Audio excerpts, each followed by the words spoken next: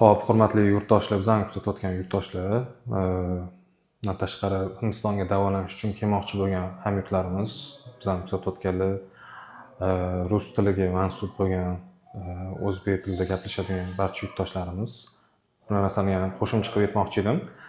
Biza bu yoqqa kelishimizdan asosiy sabab Toshkentda men onamlarga tashxis qo'ygan paytda shunaqangi xavf bor ediki, shu bel sohasida joylashgan o'simta shu nervni siqib qo'yib, onamlarning yurmay qolishlariga olib keladigan darajada siqib qo'yish xavfi bor edi. Shuning uchun yaxshilab maslahatlashdik biza.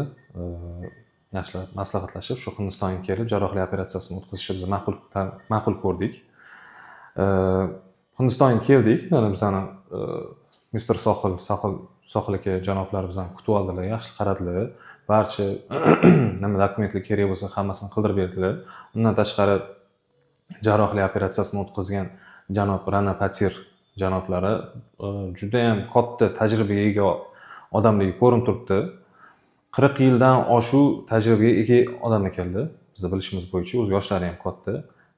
40 mingtadan oshuv operatsiyalarni o'tkazgan odam ekan. Bosh xirurg.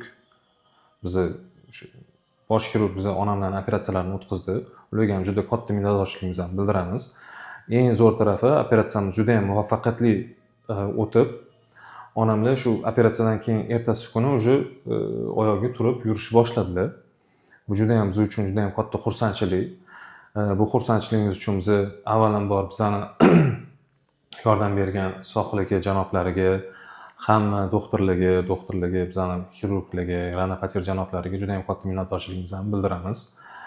Kelmoqchi bo'lsanglar, mana Sohil aka telefon raqamlari, kontaktlari hammasi mavjud. Marhamat qilinglar, Hindistonda hech qachon adashmaysizlar.